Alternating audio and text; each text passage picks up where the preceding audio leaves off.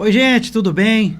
Rapaz, eu tenho o prazer de apresentar para vocês aqui hoje o pessoal da SM Racing 5.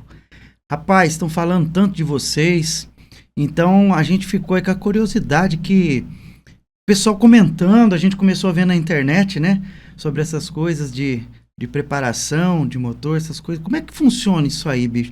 Eu tô aqui com o nosso amigo Rafael e o Marcelo. Eu queria que vocês contassem um pouquinho para mim aí, cara, sobre isso, que a gente tem curiosidade de saber. Pessoal, sejam bem-vindos aí a mais um podcast da SMR5. E hoje a gente vai fazer um bate-papo sobre a preparação de motor. Mas aproveitando, eu vou contar um pouquinho da história da SM Race, né? Como que ela começou. Porque muitas pessoas têm essa dúvida. A gente vai fazer mais de uma década que nós estamos no mercado. E as pessoas, elas têm esse interesse em saber como que foi a nossa história, como que nós chegamos até aqui. Esse que está do meu lado foi um dos nossos alunos, participou de aproximadamente uns 3 cursos e ficou muito amigo da gente, né? Mora perto da gente. E foi um aluno muito dedicado, assim como muitos outros também. Ele acabou virando o nosso técnico, né? Devido ao que ele conseguiu interpretar, o que ele conseguiu aprender e conseguiu transmitir, virou nosso técnico da SM5 também. O nome dele é o Rafael Neves. Hoje ele está correndo para a gente no Velocross, é o nosso piloto, tá? Depois a gente vai fazer um outro vídeo aí falando um pouco da nossa história no Velocross na off-road. Então vamos lá, pessoal, é assim, ó. A minha vida na moto começou com os 16 anos de idade. Foi onde eu consegui, com muito esforço do meu pai, adquirir a primeira moto. A minha primeira moto foi uma moto já bastante usada, uma TT 125 da Yamaha. TT, cara? Nossa, eu lembro dessa moto aí. Você lembra? Que ano que era? 80 e alguma 82. coisa? Rapaz, aí é top. Nem tem quase mais, né? Difícil, né? E você começou com uma dessa. Só que ela não tava original mais, né? Ela era, a gente brincava que era a filha da XL, né? Ela era 125, aí tinha a XL, que era 250. Só que a TT era Yamaha, né? Isso. E a XL é da Honda. Isso. Só que ela tava parecendo mais com uma RD. É mesmo? Com uma RX Legal. do que uma TT, né? E a TT, ela tem a suspensão alta, né? Certo. Ela é mais assim, parece mais com uma off-road, né? Então, rapaz, vai passar um filme na cabeça do pessoal aí, porque a TT é muito legal, cara. Então essa minha TT, ela já tava com a frente da RD 135, o motor continuava sendo o motor dela, motor de 125 cilindradas, né? A RD que você fala é aquela que saiu com a carenagem na frente, uma azulzinha ou não? Não, porque a RD nós temos, se não me engano, a 350. 3 ou 4 versões, né? A gente tem a RD 125, a RD 135, aí depois nós temos as RD 125Z, se eu não me engano, né? 135Z, RDZ que chama. Essa RDZ não é aquela que parecia um motor de papelão, não, que o pessoal falava, que ela tremia assim ou não? Que era maior, um pouco o motor em cima? Não, eu não lembro agora. Não, era outra coisa. Agora eu lembrei. Sabe qual que era? MZ, você lembra disso aí? MZ, sei. MZ parecia o papelão, o motor dela assim, ó, ficava batendo. Só vi uma vez na minha vida a MZ. É mesmo? Quando eu tinha uns 20 anos de idade. Se o cara pedir uma peça hoje da MZ, não acha mais em lugar nenhum, acha, né? Não acha. Então, e aí depois tem as versões da RD 350, que já são uma outra plataforma, né? Certo. Bom, então foi assim. Meu pai, ele sempre foi motorista de ônibus. Eu sou filho único, né? Não tive a oportunidade de ter irmãos. Mas a gente sempre viveu numa vida bem difícil, tá? Sempre foi muito difícil, mas o meu pai, ele conseguiu me ajudar a ter essa moto, né? Com muito conseguiu sacrifício. realizar esse sonho meu e olha só pra você ver, né? Eu tinha 16 anos, né? 16 anos. E eu não sabia andar de moto. Mas só que eu aprendi, quando chegou em casa, eu aprendi a andar nessa moto, assim, de um dia para o outro eu consegui aprender. Era bem diferente as coisas, não são que nem hoje, né? E aí eu comecei a conhecer amigos que tinham as RD, RX, e esses amigos mostravam outros amigos, e aí depois comecei a conhecer preparação de motor, né? Que é onde esse grupo de pessoas que a gente se juntava de final de semana, saía para dar um rolê, e a gente começou a conhecer as motos que eram preparadas, mas motos 2 tempos. 2 tempos, tudo 2 tempos, a maioria. Tudo 2 tempos, só tinha um outro que tinha uma CG 125 ou uma E ML, não tinha né? esse negócio do lube, tem autolube, né? Que eles falavam que era o que... Às vezes não Isso. falhava esse negócio aí, Então, dava problema. Porque quando a moto ela é preparada, Certo. aí tira aquela bombinha original dela, Uhum. Pra não correr o risco. tira fora, né? E começa a colocar direto no tanque de combustível, né? Pra não O ter autolube ele é problema. usado assim para motores originais, né? Certo. E uma vez chegou um cara com uma RD, se não me engano, era uma RD 50. Uhum. Só que o motor de RD 135 e a moto tá toda pelada no álcool. E eu conheci ele naquele dia junto com os outros amigos lá. E os caras falaram assim: essa moto é muito forte. Dá uma volta aí. Quando eu andei naquela moto lá, até hoje eu não esqueço mais. É. Ela parecia uma RD 350. Era forte a moto. E aí começou, me deu aquela paixão, né? O escapamento era original. Não. Sarachu? Como é que tudo chamava Sarachu, aquele lá? né? Sarachu. Tinha um outro também, né? Que chamava, o pessoal Tem falava. outros nomes. Veloso mas- Brandini, É. Vasque, vários. Então aí eu comecei a pegar paixão por preparação de motores. Então eu comecei a aprender junto com os meus amigos, Certo. né? Eu aprendi o basicão sobre o motor 2 tempos. Mas a minha segunda moto, quando eu vendi essa TT, eu coloquei mais um dinheiro em cima e peguei uma outra de um amigo meu que era uma Turuna 1980, tudo original. É aquelas turuninhas que o tanque não é... É meio Tanque arredondado. baixinho. Baixo. Não, tanque ele é baixo, largo, E a tampa ele é meio deslocada. quadradinho e a tampa parece uma carteira que você abre assim, né? É, então acho que é isso aí mesmo. Era deslocada a Eu tampa tive, já, eu né? tive uma, É, a eu tampa tive era uma deslocada turuninha no centro? dessa aí. Não, Não, era no a centro? minha era no centro. Ah. É uma era quadrada a tampa em cima? Era retangular. Bem compridinho, Ah, então né? eu tive uma dessa aí. Eu Tive. E aí eu conheci uma outra mecânica, né? Que foi a mecânica 4 tempos. A moto era totalmente diferente para pilotar e eu comecei a gostar do motor 4 tempos. Mas antes disso acontecer, eu já tinha participado assim daquelas preparação de fundo de oficina, junto com os meus amigos, vendo eles tirando o cabeçote das motos 2 tempos, fazendo rebaixamento, mudando o ponto de ignição, mexendo na altura de janela, essas coisas. Eu aprendi por cima isso aí. Mas quando eu andei na moto 4 tempos, eu me apaixonei.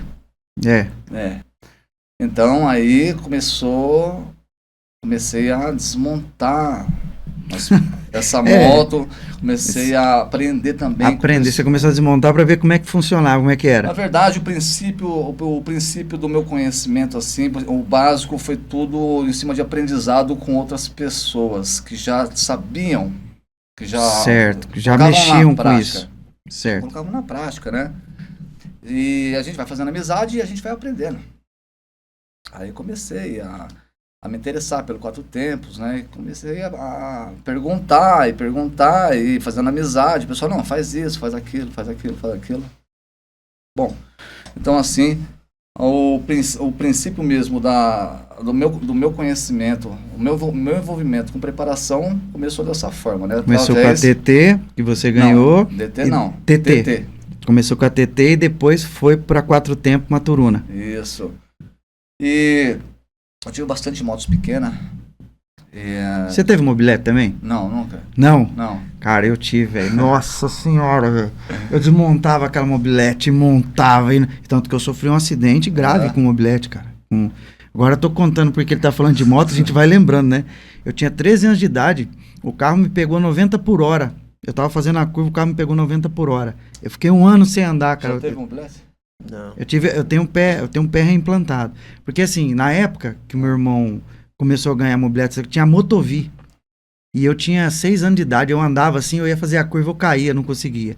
E aí você tá falando sobre moto, e a gente começa a lembrar da infância, essas coisas. É um negócio é um aprendizado que a gente nunca mais esquece, né, cara? Eu não tive mobilete, eu nunca achei graça em mobilete. Nunca achei graça, porque é assim, né? Você é jovem, você é molecão, aí você vai lá e você consegue comprar uma motinha 2 tempos, uma motinha 4 tempos, cara, você não vai querer voltar pra trás. Você só vai pra Né? maior. Então, mobilete hoje tem muitas pessoas que colecionam mobilete, tem muitas pessoas que curtem mobilete, né? E Tem tá vários- caro também, né? Tá caro. Agora ficou caro, ficou uma fortuna, né? Tem mobilete Não, que tá valendo de Se 5, 6, se você tivesse sua TT hoje, quanto que não valia uma TT dessa? Então, a gente não pensa, né? Que essas motos que fazem 20 anos, 30 anos atrás, hoje estão valendo uma fortuna, né? E assim foi, né? Então, assim, o meu interesse sobre preparação de motor foi dessa forma. Foi porque os meus amigos, a gente conhecia outros amigos através deles, e esses outros amigos, de vez em quando aparecia com alguma coisa assim, bem fuçada. Certo. Né? E era muito diferente, porque você deixava você dar uma volta, cara, você fala assim, cara, Tem nada. nossa, é uma coisa incrível, Loucura, né, cara? né? A adrenalina subia lá em cima, né? E a gente queria também fazer igual, né? Então, o meu interesse foi assim. Bom, mas como que surgiu o SM Race? Eu trabalhei em várias empresas. A minha vida, ela começou assim, trabalhando como torneiro mecânico, aprendiz de Senai. Certo. Tá? Então, eu me formei no Senai, torneiro mecânico, fiz estágio numa multinacional, fiquei 3 anos, aí depois eu saí, assim eu fui de gato pingado, entrava numa empresa pequena, molecão, né? Trabalhava lá 1 ano, saía. Pegava experiência ali, aqui. Mas eu trabalhei em várias empresas e todas foi voltado para a área de montagem mecânica, não para torneiro mecânico. Torneiro mecânico eu trabalhei 3 vezes só. Montador mecânico. Trabalhei nas empresas terceirizadas que faziam serviço para os polos petroquímicos, que a gente fala que é os gatos, né? Trabalhei 3 vezes no polo petroquímico como montador mecânico. Certo. Gostei bastante também desse serviço. Mas eu sempre tive a paixão por motocicleta e sempre quis fazer algo voltado para a preparação a de isso. motor, Certo. né? Pro hobby, né? Mas, na verdade, eu nunca tinha dinheiro para levar isso como hobby. Então, na verdade, o que eu gostaria mesmo é de ter uma oficina mecânica que eu pudesse trabalhar com preparação de motor. Certo. Só que para isso, eu não tinha essas condições, certo? Aí veio o Orkut. O Orkut surgiu, se eu não me engano, foi em 2004. Quando foi em 2008, eu comecei a participar do Orkut. Com o pessoal que conversa sobre preparação de motores. Nesse tempo, quando chegamos em 2008, eu já tinha feito muitas pesquisas, já tinha aprendido muitas coisas com outras pessoas que sabiam bastante. E olha que nessa época aí, era que nem você falou, era Orkut e tal, mas não tinha muita coisa de internet, né? Ninguém, não tinha como você vasculhar nada, saber como é hoje. Informação, né, na internet. Era pouco, e aí o cara tinha que ter amizade mesmo, conhecer o pessoal pra fazer, né? Então, dessa adolescência, né? Lá dos 16 anos, que a gente já conversou agora, até chegar a época do Orkut, então eu conheci bastante pessoas que sabiam bastante sobre preparação, tanto de moto como de carro, tá? E as pessoas sempre foram bacanas comigo, sempre me ajudaram, e eu fui aprendendo com outras pessoas, tá? Quando chegou essa época de 2008, eu comecei a conversar bastante com o pessoal sobre preparação de motores, né? E comecei a fazer vídeos para o YouTube também. Pode ver que muitas pessoas que conhecem a gente, conhecem o Marcelo, viu que os vídeos do YouTube eram feitos em lugares bem simplesinhos, né? Que era na própria casa minha, lá no quartinho, no fundinho lá. E naquela época o pessoal tinha muito carência também. É verdade. Sobre informações de preparação de motor. Muita carência. E as pessoas começaram a gostar de ver os meus vídeos no YouTube e conversar comigo no Orkut, né? Acharam legal o que eu apresentava e concordava com a ideia que eu transmitia sobre preparação de motor. Então meu canal começou a crescer nessa época E eu comecei a ter muito pedido lá no Orkut e nas mensagens também para mim fazer comando de válvula. Comando de válvula. Só que, apesar de nessa época eu já saber bastante coisas sobre comando de válvulas, eu nunca tinha feito um comando de válvulas. Então eu falava, pessoal, não, cara, não tem condição de fazer comando de válvula, e a insistência, e vai passando dia, semana, e o YouTube começa a crescer, a gente começa a crescer no YouTube, começa no Orkut, aí o pessoal fala assim, cara, preciso de um comando, faz um comando para mim, você não tem máquina, não tenho máquina, não tenho máquina. Chegou isso aí foi em 2008, a gente começou no Orkut em 2008, quando foi, acho que depois de 1 ano e meio, 2 anos, eu estava trabalhando numa outra empresa. Nessa empresa eu estava liderando uma equipe de montagem, né? O dono era muito bacana comigo. Então, eu pensei assim, cara, eu vou conversar com o dono e vou ver se ele deixa eu começar a fazer as peças da minha máquina de comando na hora do almoço. Isso era uma empresa que tinha torno, as tinha máquinas tudo, cara, coisas, completa. Fresa. Tinha tudo, tinha torno, tinha fresa, tinha tudo. E eu já tinha habilidade com torno e alguma intimidade com fresadora, né? E ele falou assim, tudo bem, não tem problema nenhum, se você quiser ficar na hora do almoço aí, você faz seu almoço lá, e se quiser pegar uma meia horinha que sobrar e fazendo aí, não tem problema nenhum. Aí eu comecei eu falei assim, eu compro os material, aí eu deixo tudo aqui e vou fazendo devagarinho. Então assim foi. Eu demorei 30 dias para poder desenvolver uma máquina de comando de válvulas que eu pudesse fazer o que eu precisava, do jeito que eu consegui fazer também, né? Quando você vai fazer, no caso, criar o comando, você tem que adaptar a máquina para poder fazer isso. É assim que funciona? Não, na verdade, é assim, ou você já faz uma máquina para comando de válvula, então você já adapta alguma coisa certo para ela fazer o serviço de usinagem de câmbios, né? Entendeu? Então, no meu caso, foi fazer do zero. Entendi. Toda a parte, até barramento eu não comprei, eu fiz todo o barramento, o X e o Y, fui eu que fiz, todo o suporte, onde prende rebolo para avançar, para recuar, o sistema de balança, foi tudo eu que fiz. Demorou 30 dias, um pouco mais, eu consegui fazer praticamente quase toda a máquina. Bom, aí um belo dia, eu resolvi pegar um final de semana para ver se eu ia conseguir fazer um comando de válvula, né? Levei para casa, peguei um comando CG 150. Aí comecei lá, fazer os testes, acertar, regular, e todo mundo sabe, quem faz comando de válvula sabe que não é fácil fazer comando de válvula. Simples, Copiar comando de válvula é uma coisa, você fazer o comando de válvula sem copiar é totalmente diferente, né? Então, para isso existem conceitos, né?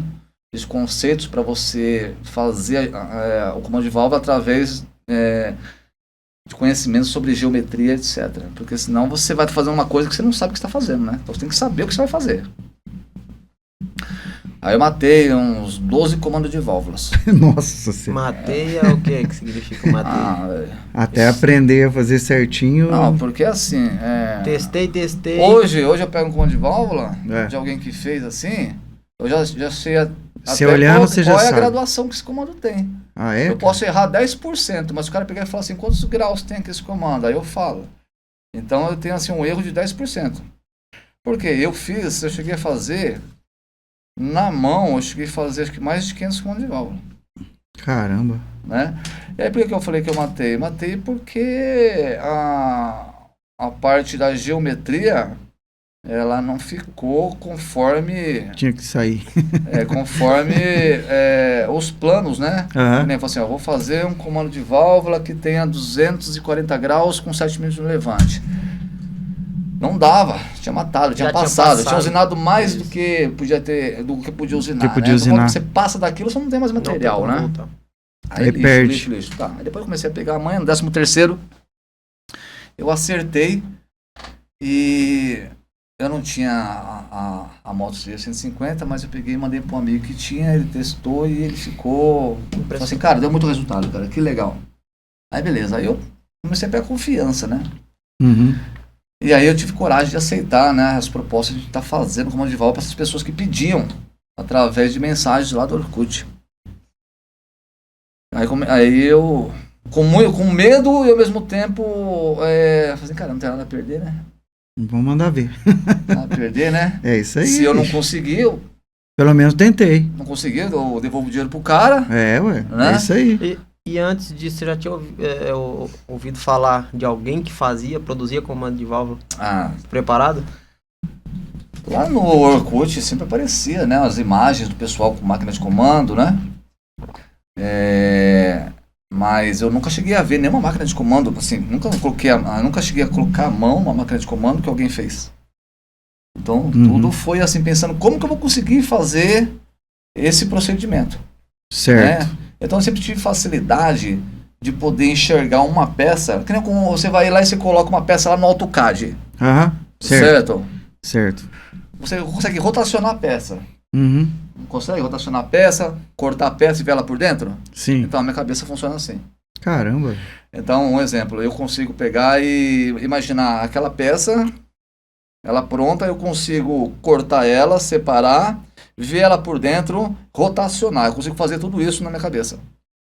Porque eu não tinha computador para fazer esse desenho, nem conhecimento nos softwares para fazer. Então, tudo que eu fiz foi na minha cabeça e desenhando no papel. Certo? Errando e acertando. Às vezes fazia alguma peça, não dava certo, ia lá e fazia de novo. Bom, a máquina do comando ficou pronta, dessa pro terceiro eu consegui fazer, e aí eu comecei a aceitar os desafios para poder fazer comando de válvula, para poder vender para esse pessoal. E eu tive muita sorte, porque o pessoal que pediu, confiou em mim, recebeu o comando. E gostou. E gostou do comando de válvula. Isso que é importante, né? E não tinha tanta gente fazendo não, tá? Então, eu sou da geração futura já. Não tinha tanta gente. Hoje tem muitas pessoas fazendo comando de válvula, né? Principalmente copiando o comando. Né? O cara copia e ainda fala que foi ele que criou, né? Não tem isso aí.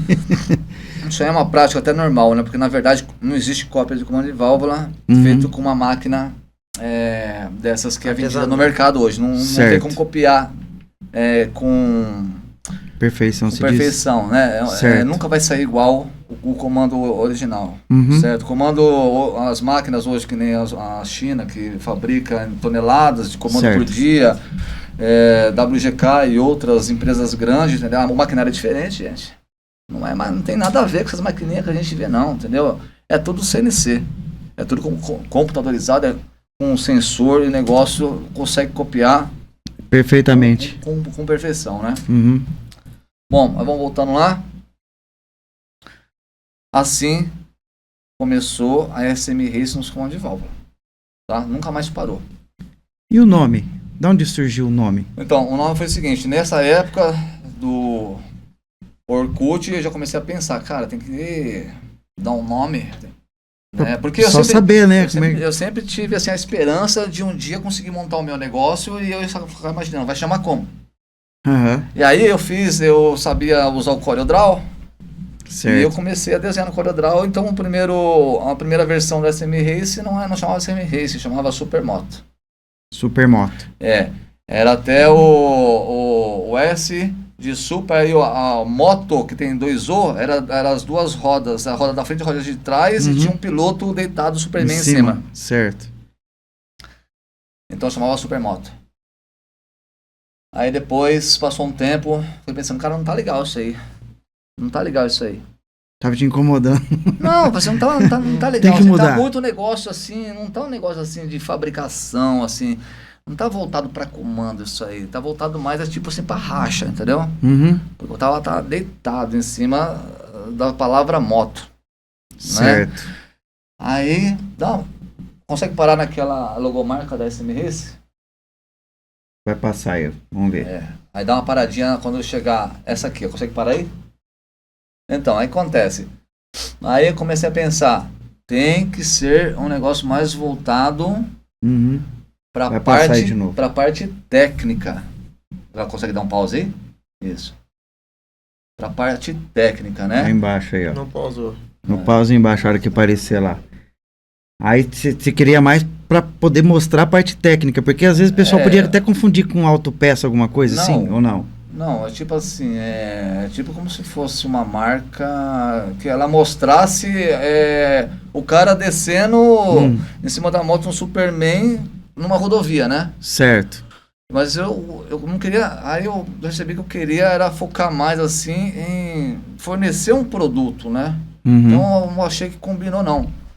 Então o que eu fiz? Aí pode ver que o SM tá aí ainda, ó. Certo. Supermoto, né? Ah, entendeu. O SM quer dizer supermoto, é a ideia. Aí tem gente que acha que era, como chama? Aquele cara lá que fazia mágica, que colocava lá, ó. Mr. M. Mr. M? Então, o S Super, M de moto, Racing. Competições, certo. Né? Que é Performance. Racing correndo, né? E o 5?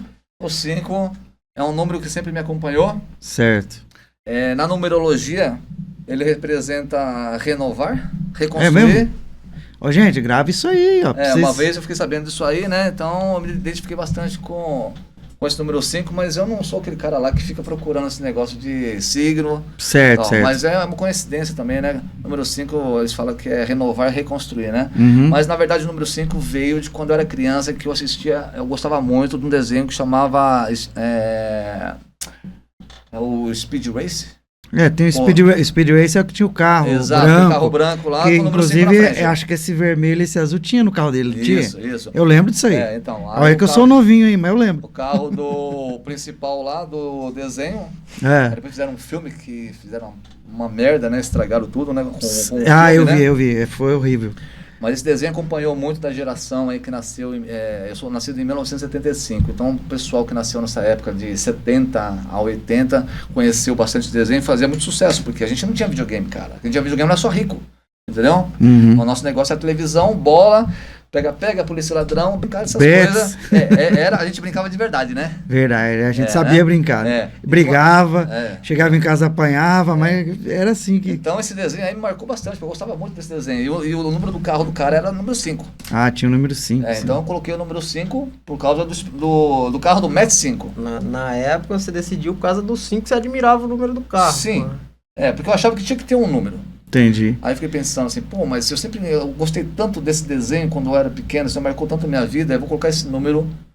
Vai ficar legal. Essa certo? marca significa a sua trajetória praticamente, né? História. Porque é uma história inteira, né? Mas o mais legal é as duas circunferências que nós estamos vendo aí. Certo. Circunferência azul, que ela não é uma circunferência inteira, né? Ela é um arco que não se completa, e a azulenta, a vermelha, que é um arco ao contrário, que não se completa também. Se a gente tirar todo esse nome aqui, a gente deixar só o arco em azul e o arco vermelho, certo.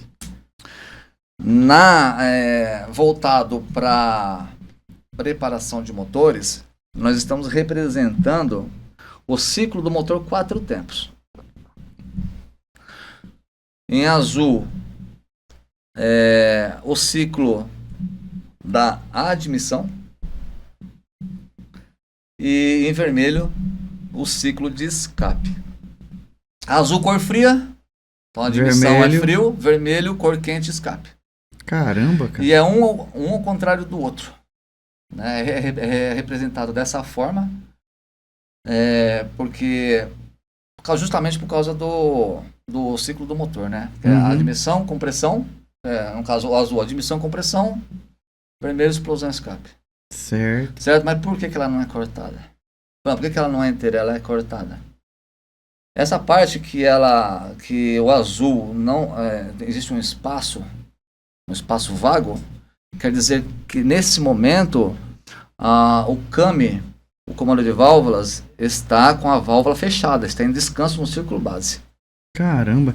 Tá vendo, gente? Quando vocês forem olhar algum logotipo, alguma coisa, pensa que o cara, para fazer logotipo, não é pegar lá e fazer, não. O pessoal pensa no que vai fazer, para que é, do que serve, entendeu? Isso é muito importante. O pessoal entender.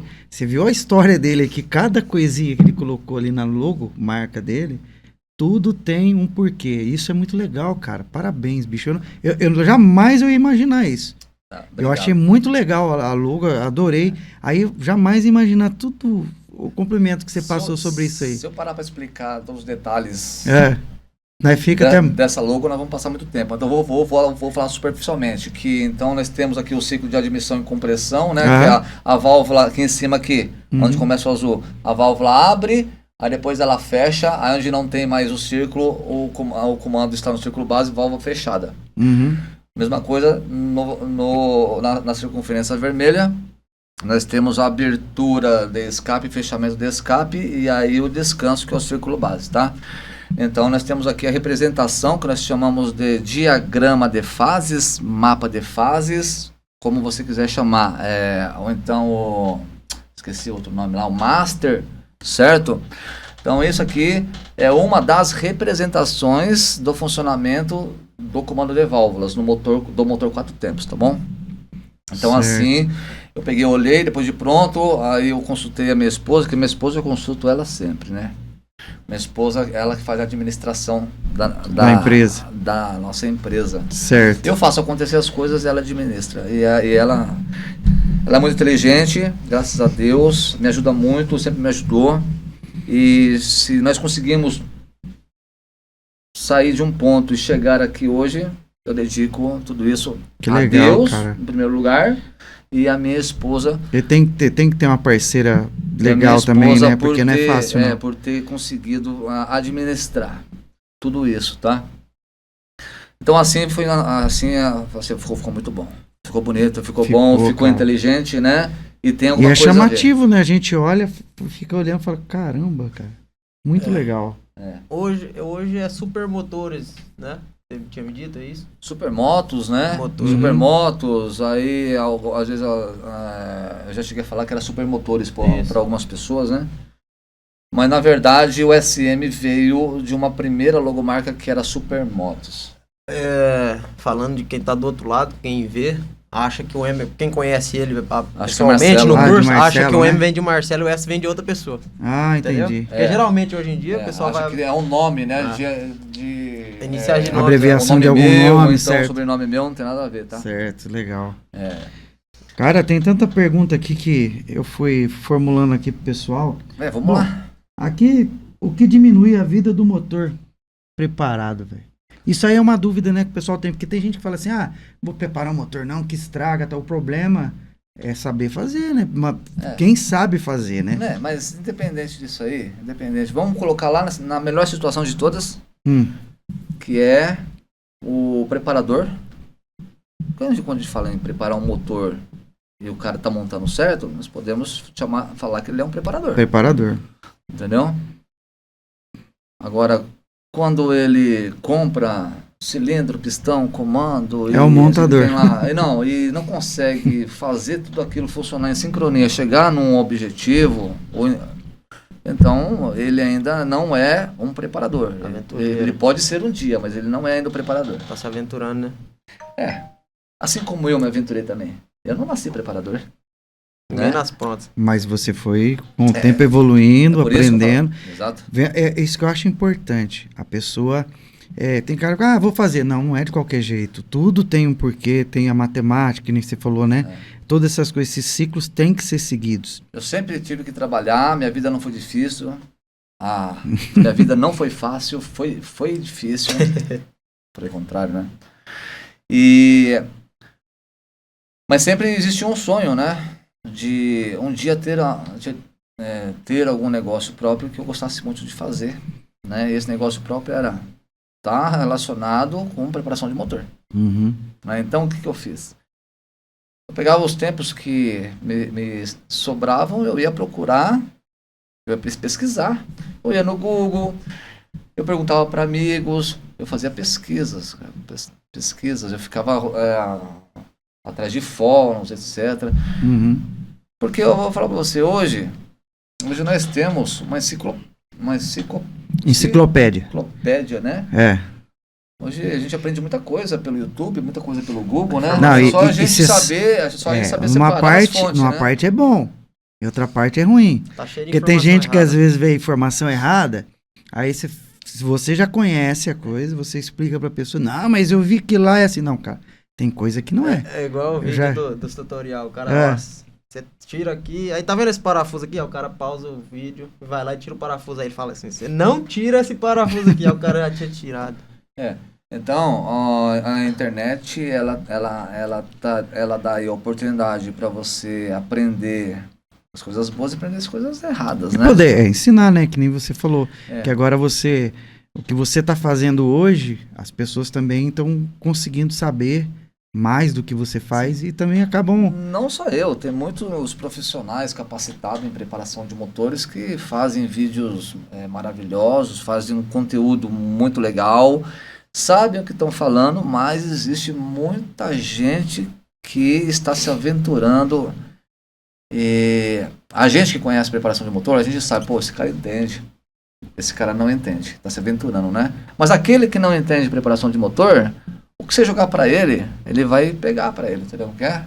Vai aprendendo. Então, é muito difícil um cara que não entende preparação de motor e o cara começar a escutar tudo sobre preparação de motor nos fóruns, no Google ou no YouTube, porque tem muita coisa que realmente é verdade do que está sendo transmitido, as técnicas e outras coisas não tem nada a ver, cara. As outras coisas estão totalmente erradas. Entende? Às vezes o cara passa 5 ou 10 informação top lá e uma no meio que ele passa que tá errada e estraga todas as outras 10. Estraga todas as outras Tira coisas, tudo de né? sincronismo, tudo da perfeição do conjunto. Então, então, voltando lá, eu coloquei na melhor situação o cara que é preparador. Ele sabe o que ele está fazendo, ele sabe montar e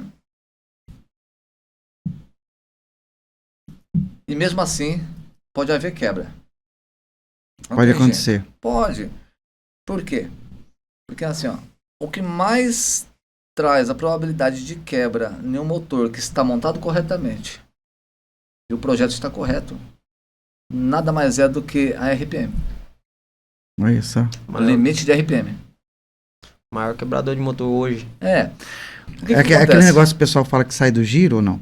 É isso aí ou não tem nada a ver? Sai do giro tem muitas interpretação. Certo. Sai do giro, pela válvula. Uhum. Entendeu? Então, a mais comum é saiu do giro. Saiu do giro quer dizer pode limite, pode né? atropelar a válvula, pode quebrar o motor, né? Então acontece, o preparador ele vai lá, ele faz a montagem correta, mas nem sempre a moto é dele, porque ele sabe os limites. Ah, é verdade, tem isso também. Mas quando ele está fazendo para algum cliente, por mais que ele fala para o cliente que existem os limites de RPM, tem gente que não... Entendeu? O cara não tá nem aí, meu. Não tá nem aí. O cara pega e coloca a mão pra... Enrola o cabo, né? Uhum. Mas beleza, não quer dizer que isso aí vai acontecer, que a quebra vai ser uma quebra instantânea, não. Você tem um clipe aí? Não, acho que não tem. Clipe de caderno. Não, acho que não. De folha. Bom, tudo bem. Mas é assim, ó. Existe uma tal de VMP, velocidade média do pistão, entendeu? Que ela tá relacionada com o curso que o motor tem e a RPM, com o curso e o comprimento de biela, certo? Então ele vai estar te falando lá o limite de rotação para não começar a fadigar antes do fadigar precocemente os componentes do motor. Certo.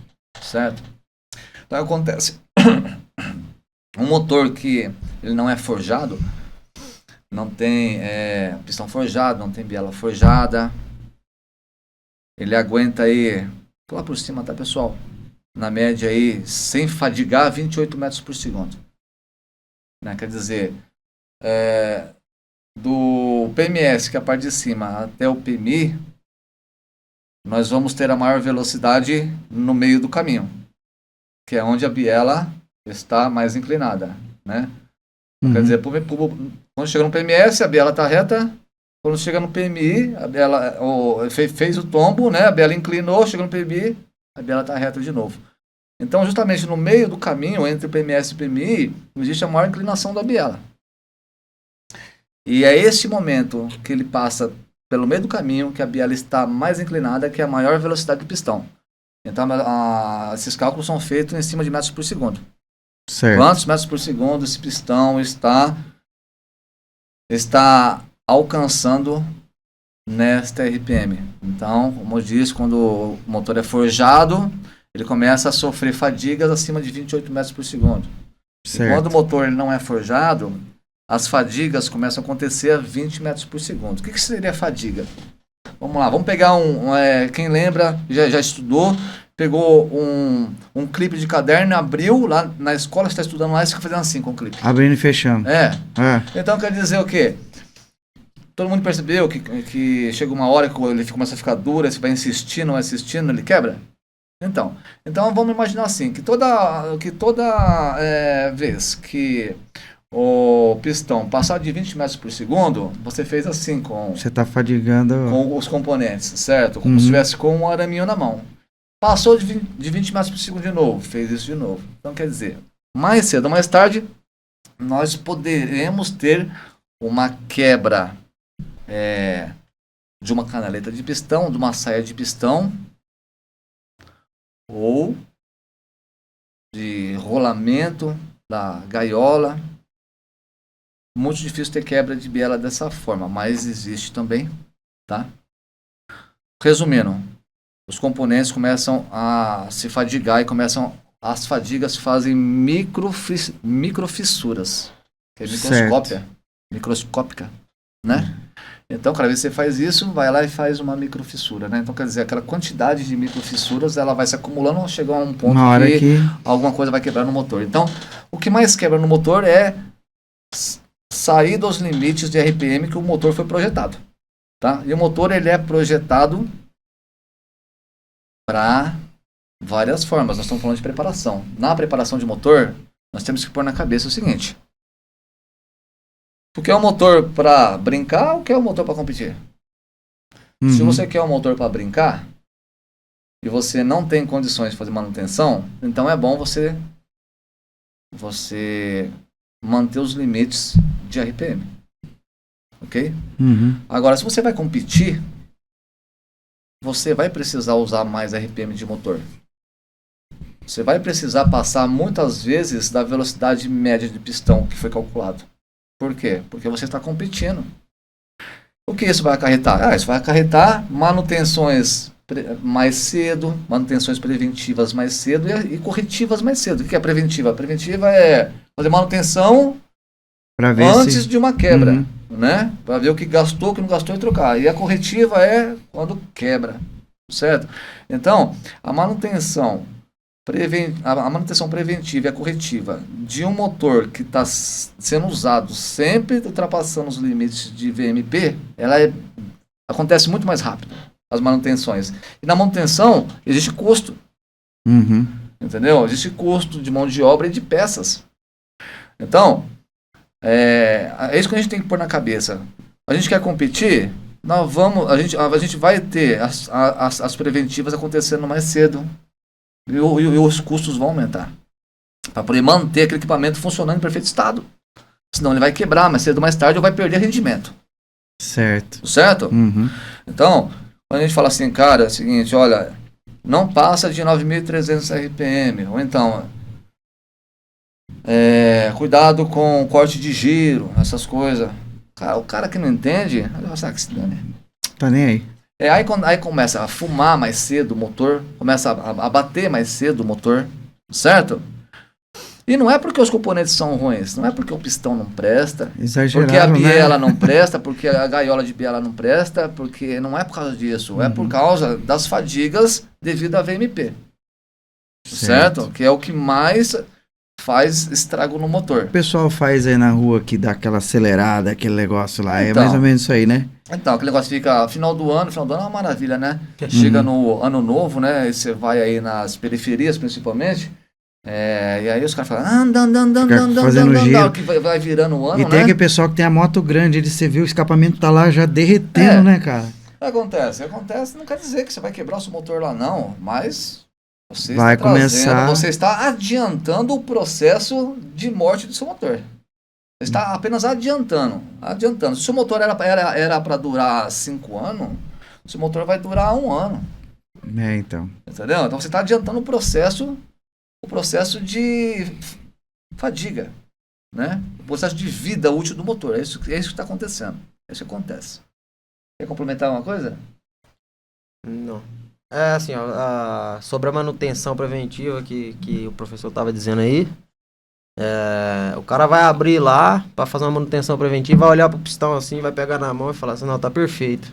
Tá perfeito o pistão aqui. Não, vou trocar não, e vai montar. Mas aquele pistão, dependendo se está sendo usado no uso competitivo, provavelmente ele vai estar com microfissuras por dentro. E se você continuar usando ele, montar ele novamente, ele vai vir a quebrar. Aí o cara vai pensar assim, não, mas eu fiz a manutenção há pouco tempo, por que quebrou? Cara, se é um motor de competição, tá excedendo a VMP, que é ali tem que ter limite, né? Tem que ter segurança. Tá usando pra competição, toda vez que abrir, cara, a segurança é trocar por pistão novo. Vai dar um trabalho, vai ter que fazer de novo, mas então, aumenta a segurança. Esteja bem claro, né, que o que foi colocado aqui em alerta, que a rotação é o que mais estraga, a alta rotação é o que mais estraga o motor, foi na melhor condição possível.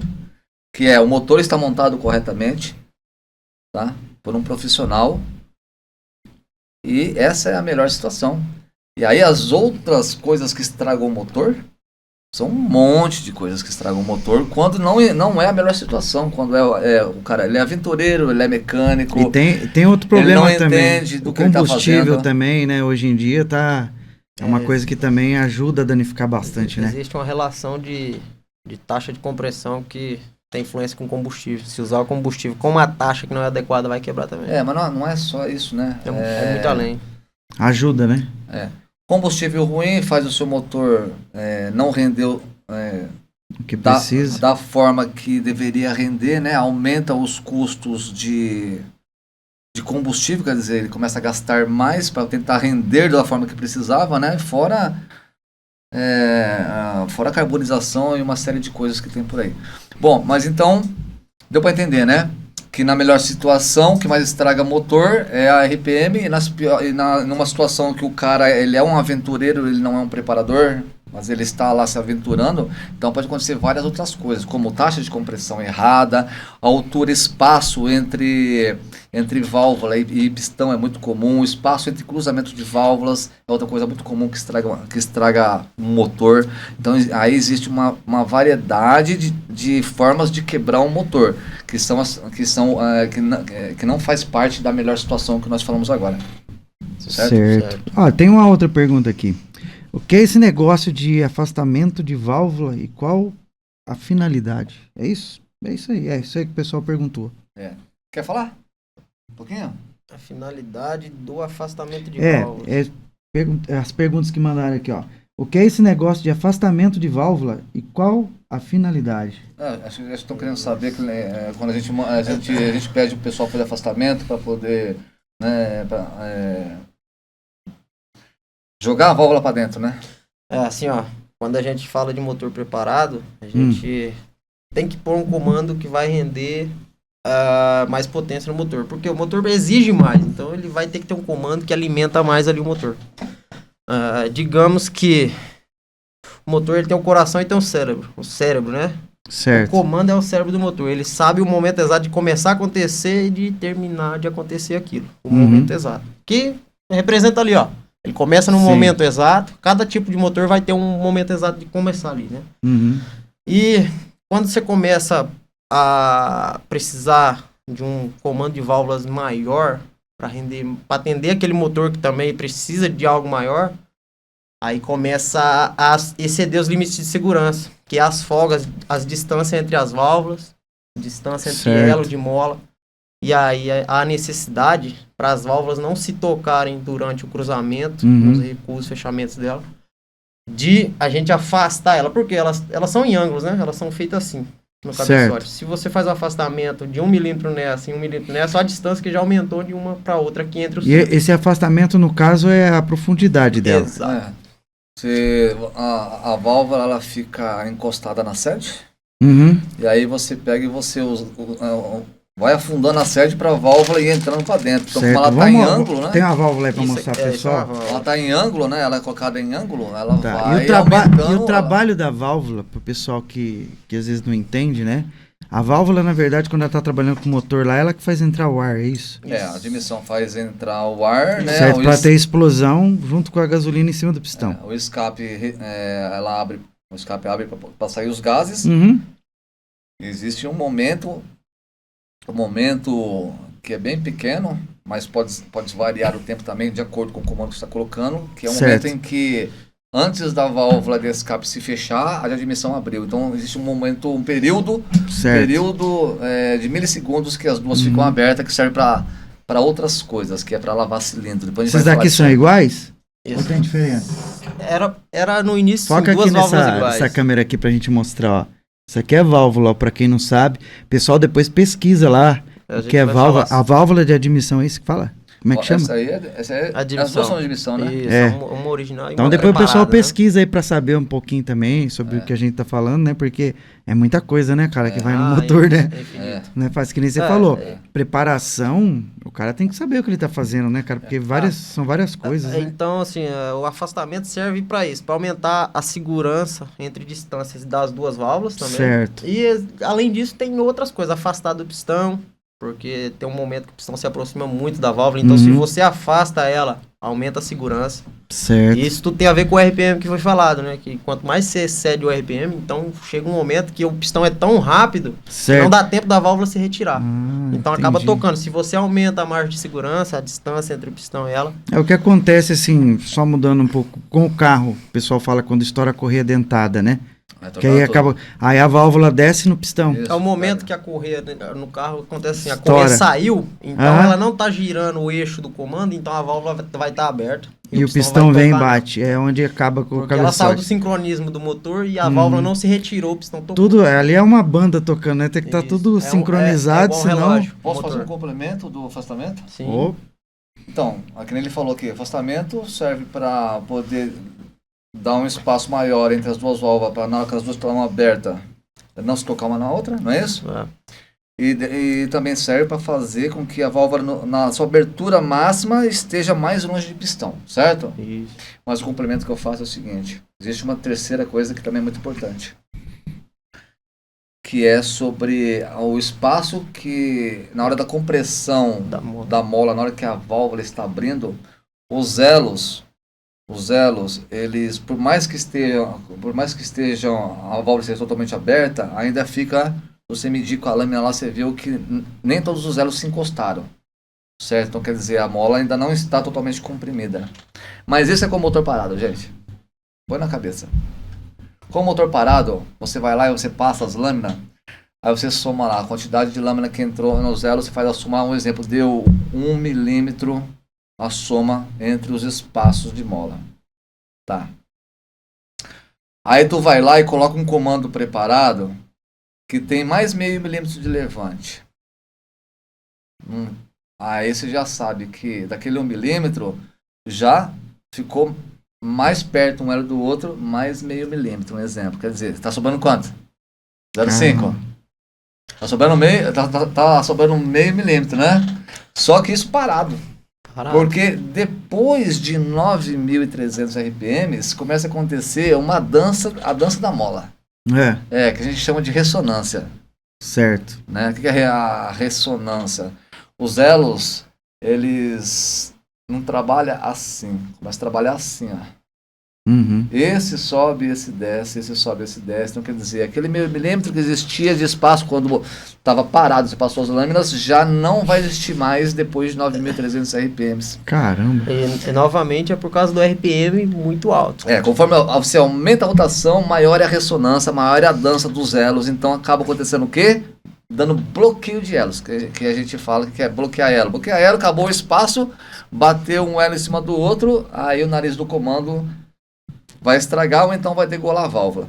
Então, quando a gente faz o afastamento de válvulas, a gente também aumentou o espaço de trabalho para que não aconteça o bloqueio na dança da mola, ok?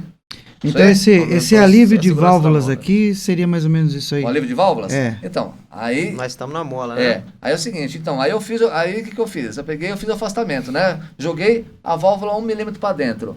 Só que quanto mais eu jogo para dentro a válvula, na hora de fazer a minha usinagem, a minha mola, ela começa a ficar mais solta, mais livre. E eu começo a perder carga de molas. Então, se eu tinha lá, vamos falar lá, só da carga final. Vamos dar um exemplo que na carga final eu tinha 30 quilos. Quando eu afundei 1 milímetro, eu perdi aproximadamente 5 quilos. Então, quer dizer, eu tinha 30, agora eu tenho 25. O que vai acontecer agora? O que vai acontecer é que naquela RPM, que o meu motor, naquela RPM, por exemplo, 9.500 RPM, estava tudo ok? Agora, eu perdi 5 quilos porque eu afundei 1 milímetro. Agora, naquela mesma RPM, o motor começa a perder torque. O meu motor começa a esvaziar quando chega a 9.500 RPMs. Exatamente por causa que agora não está dando tempo de fechar. A carga não é suficiente para poder fechar a válvula no tempo correto, porque está faltando 5 quilos, 6 quilos, certo? Então esse aí é o menos mal. O menos mal de tudo é perder potência. A pior situação é o atropelamento, é que o pistão... A válvula não se retira a tempo. O pistão está chegando, a válvula já devia ter se retirado. Mas recuado e não recua ainda por causa de falta de carga. Aí atropela, é atropelamento, aí é PT no motor. A mola não tem a mesma força suficiente para puxar a válvula de volta. E aí, no caso, tem que ser trocada a mola também. Então, exato. Aí nós temos aqui... tem essa opção. Aí nós temos aqui uma opção, que é a melhor opção que nós conseguimos chegar até hoje, que é o seguinte. Eu vou explicar por quê.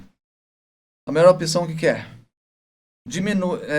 Calibrar de novo essa mola, porque a gente perdeu a carga por causa do afastamento, mas calibrar não através de uma mola com mais carga, mas através de um peso, uma massa menor da válvula. Aí a gente fez as contas aí para as motos CG 150, CRF, essas coisas, que a cada recuo de 1 milímetro, a gente precisa tirar 5 gramas de cada válvula para continuar na mesma RPM. Cortando na mesma RPM. Se a cada 1.000 RPMs a mais estendido, a gente tem que tirar mais 5 gramas de cada válvula. Resumindo, vai chegar uma hora que não dá mais para tirar na válvula. Certo? Então, se eu subir mais a rotação, vai quebrar também. Então, a melhor opção é aliviar válvulas. Aliviou válvulas, você continua com a mola original, porém numa altura diferente porque está recuada. E você sabe por que é melhor? Sabe por que eu falo para você que é a melhor situação? Porque quando o esforço para o comando comprimir a mola, ele usa energia. Quanto mais pesada é a mola, quanto maior é o curso para comprimir a mola, mais energia está usando. E essa energia está saindo da onde, gente? Está saindo lá da roda. Então, um exemplo, eu tenho lá 15 cavalos na roda. Se eu colocar uma mola mais pesada, para mim não ter que fazer alívio, informação. Então eu não vou ter mais 15 cavalos na roda. Eu vou ter 14 cavalos na roda. Quer dizer, eu estou tirando um cavalo de lá para poder fazer com que o comando de válvulas consiga comprimir aquela mola. Ao mesmo tempo que eu quero ganhar potência, eu estou perdendo potência também porque eu estou tentando colocar molas mais pesadas.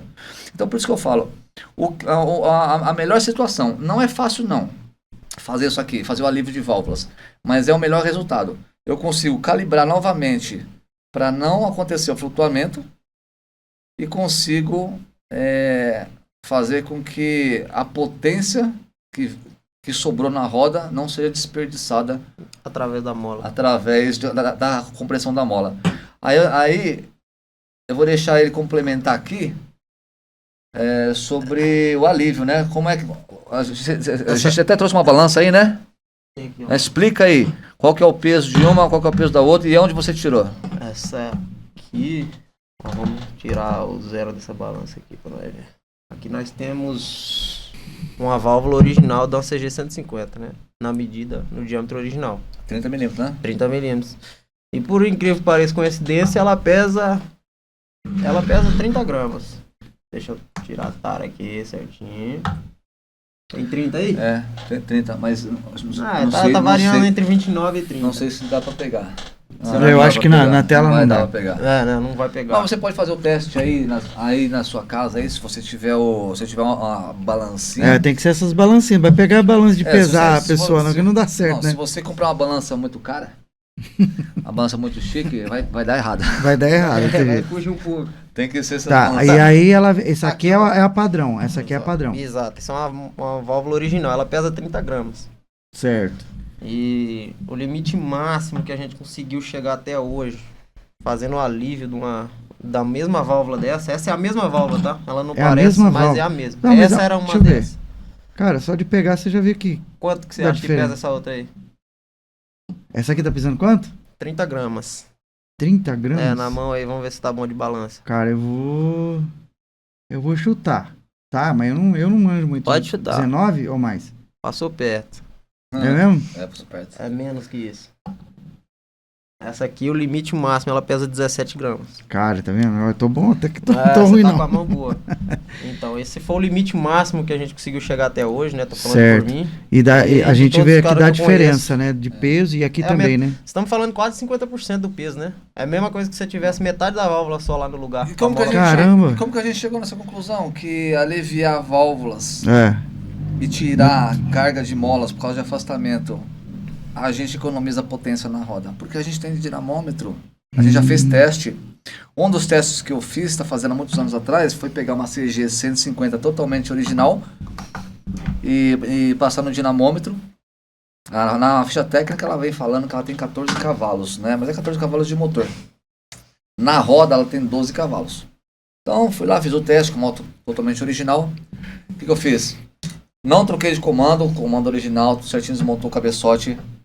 Fez o alívio de válvulas e nós afundamos as válvulas para dentro, 1 milímetro, para a gente conseguir ver se existia ganhos de potência quando está recuado, quando a válvula está recuada e a carga é menor, certo? Então, para não flutuar, a gente teve que fazer o alívio, certo? Uhum. Aí coloquei lá no dinamômetro, fizemos vários testes e a moto mostrava que estava dando perto de 14 cavalos. Quer dizer, quase um aumento de 2 cavalos, somente porque agora, depois dessa preparação, que foi só apenas em cima da mola, nós estamos economizando 2 cavalos que está indo para a roda.